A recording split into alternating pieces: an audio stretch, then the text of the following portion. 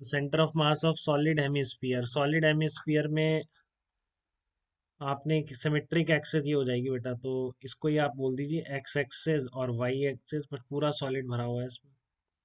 तो इस तरह के सॉलिड हेमिस्फीयर या सॉलिड स्फीयर में जब भी स्मॉल एलिमेंट मानेंगे तो स्मॉल एलिमेंट आपको ये इस तरह की डिस्क माननी पड़ेंगी बेटा, ये स्मॉल एलिमेंट है।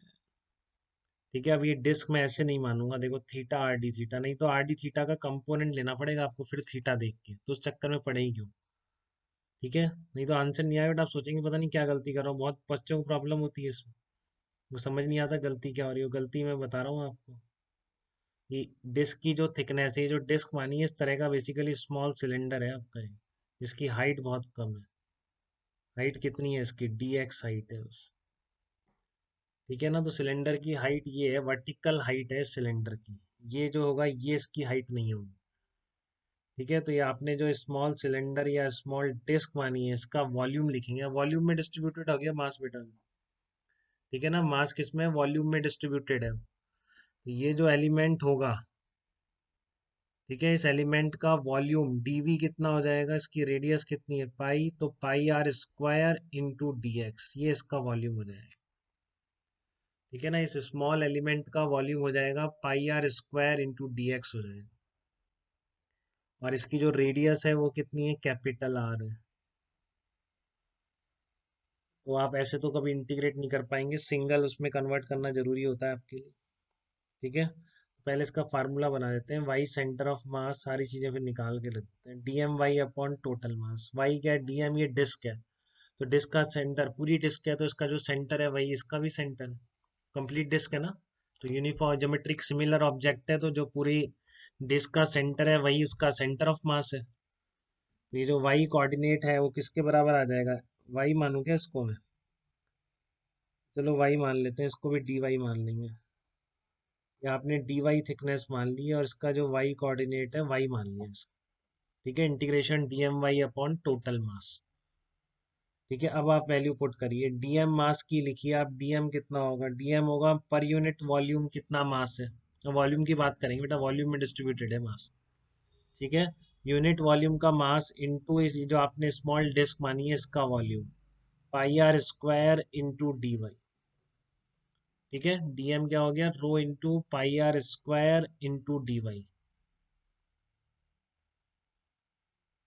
क्लियर है यहाँ तक, कोई दिक्कत तो नहीं है, rho into pi r square into d y, ये डीएम मास है आपका। तो आपका वाई कॉर्ड इसको लिख दीजिए और सिंप्लीफाई कर लेंगे, स्मॉल आर स्क्वायर किसके बराबर हो जाएगा, राइट एंगल ट्राइंगल बन गया है, तो small r square equal to capital R square minus y square, तो वो भी लिख दीजिए, rho pi into capital R square minus y square into d y. ठीक है, और वाई की वैल्यू इधर कहाँ से आ जाएगी, वाई की वैल्यू आ जाएगी,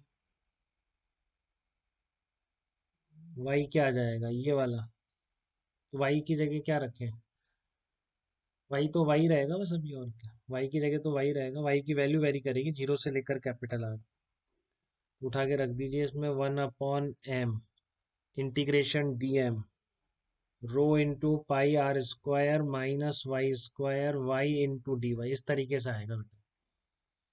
तो आप क्या करेंगे, rho pi upon capital M integration r square y into d y minus y cube into d y.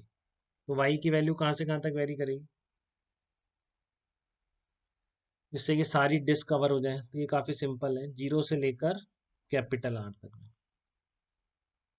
ठीक है, तो आप इसको आगे प्रोसीड कर दीजिए बिल्कुल। तो रो पाई अपॉन एम कितना आ गया ये आपका, r y square upon two, r four upon two minus r four upon four, तो ये आ जाएगा आपका rho pi upon m r four upon four आ जाएगा। अब रो की जगह डाल दीजिए, आप क्या डालेंगे, total mass upon two by three pi r cube, rho यही हो जाएगा, total mass upon two by three pi r cube हो जाएगा, तो थ्री ऊपर आ जाएगा, आर क्यूब से आर और टू एट बन जाएगा, तो आपका वाई सेंटर ऑफ मास कितना आ जाएगा, रो की वैल्यू डालते ही याद भी रखना है बेटा, भूलना नहीं है, three R by eight height पर होता है। ठीक है, three R by eight height पर आपका इस सॉलिड हेमिस्फीयर का सेंटर ऑफ मास इसके सेंटर से 3r/8 हाइट पर होता है। बहुत बच्चे गलती कर जाते हैं, इसी को सेंटर मान लेते हैं सेंटर ऑफ मास। ये नहीं होता है। सेंटर ऑफ मास कभी भी ऐसा नहीं हो सकता ना बेटा कि एक ही साइड मास हो, एक साइड मास हो ही ना, ऐसा नहीं हो सकता। उसके अबाउट मास सिमेट्रिकली डिस्ट्रीब्यूटेड होता है। ठीक है ना।